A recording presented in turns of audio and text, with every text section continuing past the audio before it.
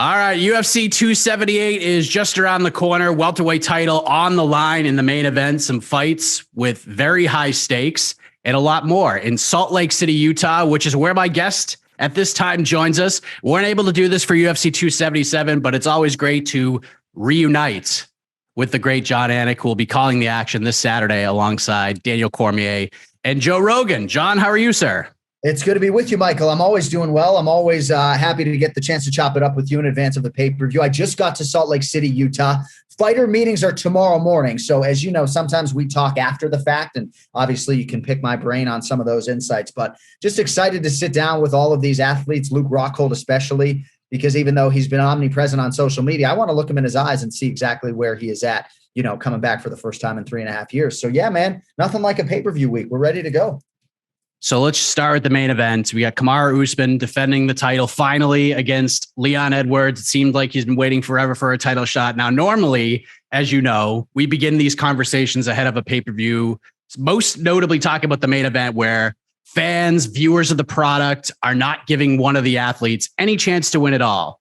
This one, Jon, seems different because I do host a morning show for MMA fighting, and a lot of people that have called into the show, a lot of people who have hit me up on social media, they feel like Leon Edwards doesn't just have a chance in this fight, but he has a very good chance of beating Kamaru Usman on Saturday, which I have to admit is a little stunning, honestly. Have you noticed this trend as well? I haven't noticed it from the fellow fighters. And before I came on with you, I just happened to see a post from Bilal Muhammad, who seemingly doesn't think that Leon Edwards has very many ways to win. And by the way, he's been in the octagon with Leon Edwards before. But I have seen a little bit of a groundswell, at least from the fan base, in terms of some public support for Leon Edwards. And certainly after spending some time with Leon, as I did a couple of months ago at the press conference, you know, I feel better about his chances now than I did maybe 2 months ago. If for no other reason than he's absolutely huge. You know, I mean, he really does have size. He has length. His hands aren't quite as big as Kamaru Usman's, and sometimes hand size can be pretty telling. But I'm excited to see what Leon can do with the opportunity. I mean, certainly he has evolved to an appreciable extent. He seems to have maximized himself over the last 7 years since that first meeting. Sometimes you just don't know until they get in there. And I do think it's a reach to suggest that he's getting Kamaru Usman at this great time when Kamaru's body is seemingly breaking down. I don't necessarily see it that way. But I think anything that can maybe give you a source of confidence on the Edwards side, you need to lean into. But I'm excited to see it play out. And I think familiarity is certainly a big part of the backdrop, knowing that these guys have shared 15 minutes together. The seasoning of Usman has been brought up a little bit, but the guy's been one of the more active champions. It's his first fight of the year. Leon's been out for well over a year now since the Nate fight, but he's been pretty much focused on Usman ever since the win over Nate Diaz. And on the flip side, the point a lot of people keep trying to make is Usman's got a lot going on right now. He just landed a big movie role. He's talking about boxing Canelo Alvarez. He's talking about moving up to 205. And you've spoken to the man many times during this incredible run that he's on. From maybe some of the interviews that he's done leading into the fight, do you get any vibe at all from the champion in any way that perhaps he's looking past Leon Edwards here? Because if there's one guy I don't feel looks past anybody, it's Kamaru Usman. Yeah, no, I mean, you set it up well, and it's a fair question, but absolutely not. You know, Kamaru Usman is like the last guy on the roster that's going to rest on any laurel. And as we set up the pay-per-view at UFC 277, when talking about Amanda Nunes, even if you don't like the conversation of GOAT, greatest of all time, Kamaru Usman puts a big chunk of his legacy on the line every time he competes, whether he's fighting Leon Edwards or Jan Blachowicz or anybody else. So if all of a sudden he wakes up Sunday morning and he hasn't tied Anderson Silva's record, and he's 15-1 in the UFC, and he's the former welterweight champion, a lot of what he's building goes away. Now, his future in the Hall of Fame, that is entrenched. You know, nobody can take away big chunks of this legacy. But what Kamaru Usman is chasing is all-time greatness. And, you know, going 1-1 against Leon Edwards is certainly not going to help that. Now, on the Leon side, like, has he put in the perfect training camp? Can he have the near perfect performance? I think the answer to those questions is maybe yes, but I think it's going to take those things. You know, I don't think he's fighting a lesser Kamaru Usman or Kamaru Usman that has a wandering eye relative to past title defenses. I think you're going to see the very best of Kamaru Usman and, in theory, the best of Leon Edwards, and may the better man win. What do you think about Usman maybe going up to 205? Like, I understand he's not going up to 185 because Adesanya is currently the champion, but What do you make of this talk? Are you surprised by it, or does that not stun you at all? I'm not surprised by it because Max Holloway has told me for years that he wants to fight at middleweight before his career is said and done. You know, Dominic Cruz has long said to me that he wants to compete at 155 pounds, right? So these guys do sort of fantasize about moving up and not cutting weight. And, you know, sometimes I feel like wrongfully, Jan Blachowicz has been positioned as this like low hanging fruit. You know, Israel Adesanya didn't even have any intention at that time to move up to light heavyweight. It seemed to be Eugene Behrman's idea, and that was the impetus for the move. But obviously they thought that that was a favorable matchup and a guy at 205 pounds that they could beat. I don't know how Kamaru Usman sees Glover Teixeira and Yuri Prochazka compared to Jan Blachowicz, but I don't think it's posturing. I think it's another way to prove his greatness. And obviously there's a little bit of an obstacle there in his friend Izzy at 185 pounds. So I would like to see Kamaru Usman, you know, afforded any sort of opportunity that is legacy proving, whether it's against Canelo Alvarez, even though people don't want to hear that noise, or Jan Blachowicz, because if he beats Leon Edwards and is able to knock him out and finish him this weekend, yeah, Chimaev can get by Nate Diaz. There are names that are building. Bilal, Gilbert Burns potentially work his way back, but you know, Kamaru's going to want an immediate challenge, and I'm not sure there's an obvious one right now at 7. What if Leon does get this done? Because in most divisions, this is a guaranteed automatic rematch, no doubt about it. But as you mentioned, we have a star lurking in the background, and Khamzat Chimaev is getting ready to fight Nate Diaz September 10th. Still, I mean, it's an interesting situation at 170. It'd be kind of wrong if Usman didn't get an immediate rematch. But when you have a guy like Khamzat who is just bursting onto the scene, big numbers, a lot of people have eyeballs on that guy, it does create a discussion, does it not? Absolutely. And when it comes to an immediate rematch, you have to have a champion that is burning to get that one back, like you had with Amanda Nunes against Juliana Pena. You know, certainly Pena went into that first meeting knowing she was going to have to beat her twice. But I do think absolutely, no matter how Leon Edwards were to beat Kamaru Usman, that Kamaru probably has rematch language in the contract and absolutely would want to try to get that one back. Now, the calendar, you're right, does sort of align here with Khamzat Chimaev and Nate Diaz competing here in a main event at UFC 279 in 3 or 4 weeks or so. So perhaps they would wait, let that result marinate. And if indeed it is Chimaev who emerges, maybe you try for a 4th time to make Leon Edwards versus Khamzat Chimaev. Of course, these are all hypotheticals, but what Kamaru Usman has done, dating to his UFC debut against Haider Hassan, when Brian Stamp pulled me aside and said, that dude's going to be a future champion. We knew that night, bro. Like, I didn't know as much as Stan knew, but we knew that night in 2015 that we were looking at someone special. And I think if he loses to Leon Edwards, they run this thing back and probably in short order. If Usman, and Dana White said this on Tuesday, if Usman wins this fight, it's time to undoubtedly start throwing him essentially in these Mount Rushmore types of conversations with the Anderson Silvas. I don't know if he's definitely getting closer to George St. Pierre. Don't know if this will quite get him there, but what do you think another win on Saturday does for the legacy of Kamaru Usman? You mentioned all-time greatness and what he's building towards. How close does he get to being the best welterweight in the world, the best fighter of all time? Well, it's very difficult when the guy you are perennially chasing is George St. Pierre. And even when he broke his welterweight record, seemingly that wasn't enough for people to want to see more title defenses. I don't have to tell you that Kamaru Usman is coming up on title defense number 6, right? So this isn't the case 2 or 3 years ago where he's at 3 title defenses, right? We're talking about 6 defenses, which I believe will be 3 more than Khabib Nurmagomedov. So as the title defenses start to mount up, that's always been sort of category number 1 for me. I've said to you, if they hung championship banners in Albuquerque, New Mexico, John Jones would have 15 freaking banners, you know? So that's got to be something that is injected into the conversation. But as those continue to mount up for Kamaru Usman, I have no problem putting him on Mount Rushmore. Again, it's a weird conversation to have when legacies are still incomplete, right? You know, imagine Amanda Nunes loses twice to Juliana Pena. Is she still the greatest women's mixed martial arts athlete of all time? I'm not so sure. But certainly for me, because my career has sort of coincided with Kamaru's more than it did George St. Pierre's, this is the best fighter next to John Jones that I've ever covered for sure.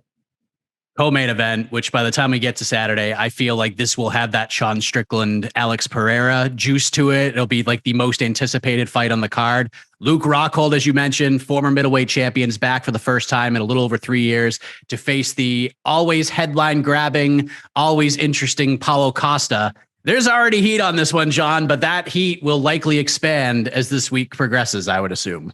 There's so much pressure on both of these athletes, big picture. I mean, I know Luke Rockhold's 37, so for him, the time has really got to be now, even though he's the guy, unlike Paulo Costa, who has the undisputed UFC middleweight championship belt on the mantle at home. But this is very interesting because both guys have lost 2 consecutive fights. And I think you can argue that Paulo Costa has underachieved a little bit relative to the expectations coming in. And even though, again, he's just getting going in a lot of respects, when it comes to his UFC career, the championship performance against Adesanya was very underwhelming. And obviously the follow-up act to that against Marvin Vettori wasn't great either. So I think there's an avalanche of pressure on Marvin Vettori here as the more primed, in theory, primal athlete right now to get the job done and prove, that he's somebody that they can really count on to carry the torch for Brazil and for this middleweight division. On the Rockhold side, again, I'm going to be able to glean something from him, I think, on Thursday. I don't really know what we're getting. Social media is an indicator, and clearly the hay is in the barn. A lot of hard work has been done on the strength and conditioning side. You see in terms of Rockhold's physical recovery, he has put a lot of resources and finances into making sure that he is ready to go. Some people tell you chins never recover, right? I don't know that that's necessarily the case, but where is Luke Rockhold's chin and what is his ability to take a shot from Paulo Costa? I think that's the rub for a lot of people in this fight. If Luke Rockhold can take a shot or two and work his game, potentially create some grappling transitions, you know how good he is on top with his ground and pound, we'll see. But I just don't know where Rockhold is at mentally, and I don't know where his chin is at physically. And I guess I just feel like there are far more variables on the Rockhold side, and that's why, he's plus 250 or so as the betting underdog this weekend. But yeah, I mean, I can't wait for that fight. And I do think you're right. You make a salient point about fan anticipation building as we get to Saturday night. One variable that I think might be on Luke Rockhold's side is timing, because even though he's been out for so long, this division is in an interesting place with Adesanya getting ready to fight Pereira at UFC 281 in November. But Adesanya has fought and beat most of the guys in this division, Costa included. Some guys he's beaten twice already. Could we be living in the world in the year of our Lord 2022 that Luke Rockhold could find his way into a title fight with an impressive showing after 3 years away and coming in on back-to-back losses?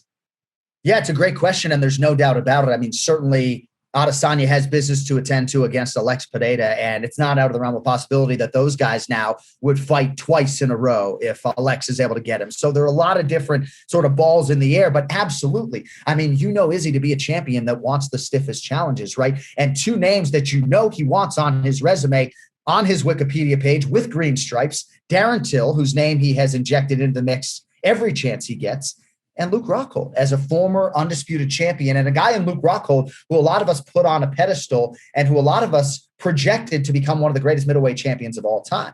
Didn't defend the belt successfully a singular time. But in terms of the potential for greatness, I think some people would argue it's still ingrained within Luke Rockhold, and that would absolutely be an appetizing fight, not just promotionally, but for the champion as well. So yeah, it's all in front of Luke Rockhold. I mean, it's all in front of both guys, but yes, if Luke Rockhold comes out, finishes Paulo Costa this weekend, he can lay back in the cut and potentially wait for a title shot. Absolutely. Now, the purest main event comes in the bantamweight division. What a stunner that is. Merab Dvalishvili finally gets his big name. He'll face José Aldo, who has looked sensational lately. In my opinion, José Aldo should be fighting for the title, but Aldo, ever the gamer, steps back a little bit, puts his potential top rocker at 135 on the line against just a bad man in the machine, Merab Dvalishvili. Knowing you, this is probably the one you have circled multiple times on your fight card? Yeah, and a lot of that has to do with my friendship with Ray Longo. I know how bad he wants it for Merab Dvalishvili, but you're right on José Aldo, right? I mean, his last loss was against Petr Yan for the vacant bantamweight title. He's reeled off 3 consecutive wins. And by the way, he got the Yan fight coming off a controversial loss to Marlon Moraes. So I agree. Like, I thought you didn't even have to do Sterling versus Aldo. It would be Aljo versus Aldo. It billed itself. But obviously, TJ Dillashaw, I think, is worthy as well. I'm interested in the betting line here. I'm a little bit surprised that Merab Dvalishvili is a slight favorite. I understand he's the younger fighter, in theory, the fresher fighter. He's a machine, no pun intended. He's won 7 straight fights. But I thought José Aldo would be the favorite here, just given the recent body of work, given how good he's looked at 135 pounds, and just given the wealth of championship experience. Merab hasn't had a chance to headline for the UFC yet. I think that is an eventuality, but his strength of schedule does not compare to José Aldo's. And knowing how good Aldo's takedown defense is, Merab is willing and able and will be committed to that initiative. But I'm not sure it's going to be so easy to take him down. So I can't wait to see it play out. It's certainly a title eliminator. And, given what happened with Chito Vera and Dominic Cruz just last weekend, this is definitely moving month for the bantamweight division, and a lot at stake for these two gentlemen coming up here in a few days. Yeah, because like if Aldo wins, and like you mentioned, we just saw Chito with a big win. Who knows what's going on with Henry Cejudo at this point? And then we got Jan and Sean O'Malley coming up in Abu Dhabi in October. There's some biggies in this division coming up over the next couple of months. But if Aldo wins, like this man can't be denied any longer, can he? And obviously if Merab wins, things could get pretty interesting with his good friend and teammate Aljamain Sterling currently holding the title. So what do you think specifically is at stake here? Well, it looks like the UFC might be returning to Brazil in January. And if that is indeed the case, that could certainly work out well for José Aldo, if you know what I'm getting at there. But, in terms of his undeniability, he was given a title fight off of a loss, right? And I think that tells you all you need to know about his promotional standing and just his standing within the sport, that nobody really batted an eye when he was given that opportunity coming off a loss. But yes, if you are able to beat Merab, which nobody really has been able to do. I mean, Frankie Saenz got him in the UFC debut. I thought that fight could have gone the other way. And then, of course, the Ricky Simone fight in Merab's second fight. I mean, Dvalishvili started 0-2 in the UFC. He's now 7-2. So he is somewhat the boogeyman of this division. I mean, I wouldn't say he's the boogeyman quite like Khamzat Chimaev was going into the Gilbert Burns fight, but Merab is an avoided guy. And if José Aldo can stuff his takedowns and beat him over a hard 15 minutes, I think that would be a very enticing guy for the promotion to look at for a title shot at 135 pounds. We're also getting the return of a guy I already have in my top 10 at heavyweight worldwide in our rankings, Alexandr Romanov taking on Marcin Tybura. Toughest test of Romanov's career to this point, but I think this guy is a gigantic problem. And at 31 years old in this division, John, he might as well be 22. Yeah, and he said that he wants to be in the top 5 by the end of 2022, and at least this fight against somebody that's ranked above him is going to afford him the opportunity to maybe work his way into the top 10. I think Tybura comes in number 11 this weekend, if I'm not mistaken. But yes, I'm bullish on Alexandr Romanov as well. And certainly the Tom Aspinall injury is unfortunate, right? And that all of a sudden takes away a young name for the better part of a year that might have been somebody that showed up in the crosshairs for Alexandr Romanov. But this guy can beat you in a number of different ways. He's an outstanding wrestler. Certainly knows his way around a submission. He was the biggest betting favorite in UFC history going into his last fight against Chase Sherman. That is obviously not the case against Tybura, who is credentialed. He's main evented for the UFC. He has fought a who's who of this UFC heavyweight division. So yeah, I mean, sounds trite, sounds like promotional hype, but I think it's like the perfect test for Alexandr Romanov at this stage of his career. And if he does pass it, I'm not so sure he's going to be able to work his way into the top 5 by the end of the year, but he's going to get somebody in that top 8. And, maybe a Rosenstrike type guy, and then we'll see what he can do with it. But first order of business, obviously a very talented Polish heavyweight in Tybura this weekend. Few last things. The undercard has a lot of fighters on it that are making like their second appearance. Some have had a fight in the UFC in an arena in front of fans. Some haven't. Some it's been a long time since they have.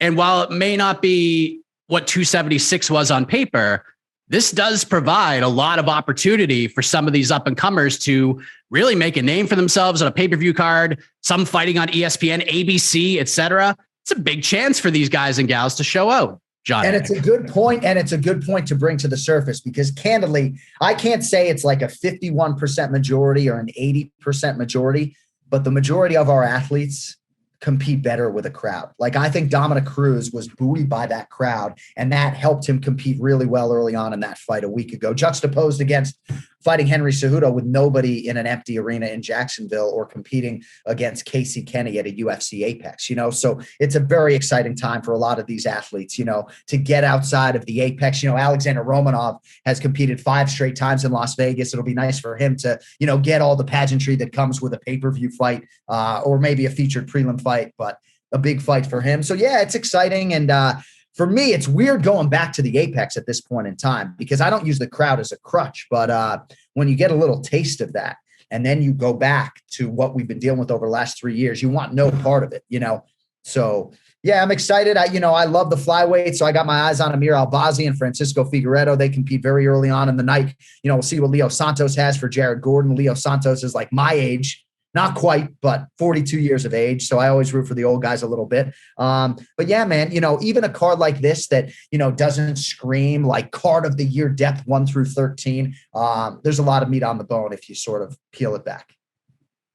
Rory MacDonald and Nina Nunes have announced their retirements since this past Saturday. Of course, Rory, a former UFC title challenger, been in some crazy fights with the promotion. I think the Robbie Lawler one just jumps to everybody's mind as one of the all-time memorable bouts in the history of the promotion. So just want to get your reaction on both of those fighters turning the page and calling it a career. Well, for Nina Nunes, it seemed like this was very much planned. I mean, she wants more babies, but she wanted to go out with a win, and it took her a little bit of time to do that. Obviously, the fight with Cynthia Calvillo was delayed a little bit, but now to be able to go out with a win and share that moment with her daughter, just very special. I mean, you could see Amanda literally trying to get their daughter in the octagon at all costs because she knew this was going to be the last time for them to do that. As far as Rory MacDonald is concerned, Canadian or otherwise, this guy is a mixed martial arts legend, and thankfully for his legacy, he was able to leave the UFC and go at a world title. Maybe you can argue the PFL body of work was a little bit underwhelming. But yes, I mean, he will find his way into the fight wing of the Hall of Fame, courtesy of that absolutely epic war with Robbie Lawler at UFC 189, which, by the way, he was winning. But Rory's a stud, man, and Kenny Florian said on our podcast this week, we're sort of now in the third iteration or the third generation of these mixed martial arts athletes who are coming into the sport and training in all disciplines. And for a lot of us, Rory was that guy, that young guy who came in at 18 years old, who was mixing all the martial arts. In some respects, he was the first of his kind. And he was so kind too. I remember going to TriStar back in the day, and he was just always so gracious and certainly a little bit, understated and underspoken. But it's nice to see him sort of now at 33 come into his own, be a little bit more verbal with the masses. And I think, as Tim Kennedy eloquently put it on social media, Rory's going to contribute to society. We just have to see how he's going to do it. But I tip my cap to Rory MacDonald and Nina Nunes on the way out. We've had a lot of high profile fighter retirements of late. Carlos Condit, Uriah Hall. Yeah. Uriah Hall too. Forgot about that one. This isn't a retirement, but Shane Burgos has moved on. He signed with the PFL, where now Kenny Florian will get the chance to call his fights. Right. Again, a guy that was part of many great battles. The Billy Q fight is just so underappreciated since it had to follow Justin Gaethje versus Michael Chandler at MSG. What did you think when you saw that news? Well, I was surprised because I thought that maybe UFC president Dana White had intimated that Burgos was a guy that they were going to try to re-sign, and I don't know the extent to which they really tried.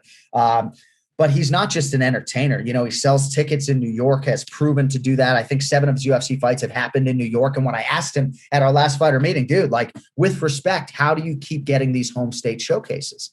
And he looked me in the eye and he said, I sell tickets, So I definitely think that it's a great signing for them. We're disappointed to lose him, obviously, but I'm thankful to have had the chance to call a lot of his most epic fights and wins in the UFC. And I'm excited to see his brother Ryan, who is coming up right now, who I think has the potential to be maybe even better in terms of his championship ceiling than Shane, if I can even say that. So yeah, I'm happy for Shane, and I would imagine he's realized a lot of money to be leaving the UFC at this stage of his career. So congratulations to Shane and the Burgos family, his wife, and his daughters, and everybody else. Well said. One last thing I have to ask you, because I haven't had a chance to talk to you about it since it happened. UFC Long Island, you got the gold jacket. You got the ABC coat, man. Like, that was, yes. I was so happy when I saw that video. And then as I'm watching the card throughout the broadcast, you see your broadcast partners. Maybe it's a little sweaty in there. They take them off, but you did not take that jacket off for 1 second, Jon Anik. And I love that about you. I love that about you. What did that mean to you when you were gifted that jacket, when it was unveiled to you, and just being able to look at that as much as possible? Well, first of all, and thank you for bringing it up, the jacket is off to my tailor, Mark Russell. So the next time you see me wear that, I promise you it will actually fit, because I got off the air and I had more mentions on social media than ever before after an event. And I was like, oh no, what did I say? And it was just people telling me that my jacket didn't fit. But this was so much less about me and a win for mixed martial arts. The reason why I fought this battle with ESPN, and some of your listeners and viewers may not know that I did try to get this done, right, with our chief ESPN MMA head, Glenn Jacobs. But, they trotted out the Monday Night Football guys with the retro ABC jackets. And I'm sitting here thinking, all right, the UFC's been on ABC. What do we need to do as a sport to get that shine, to get that rub? Say what you want about where we are domestically as far as mainstream sports. I don't necessarily care about how one opinion differs from another on that, but can we actually get the ABC gold jacket treatment as the UFC? I wanted an answer to that question. And thankfully our guy Glenn got it done. And to me, it just speaks to how far we have come in the United States. And the Fox deal deserves a lot of credit. The ESPN deal obviously deserves a lot of credit. But again, I was a guy who was in Bristol, Connecticut, fighting for ESPN or fighting for MMA in 2007. When people just didn't want to hear it, So 15 years later, to see us on ABC wearing gold jackets, I don't know. Like, it feels like a big win. Yeah, one of my moments of the year for sure. Seeing the unveiling, even seeing like Megan O'Leary rocking the jacket, like it was just so cool, man.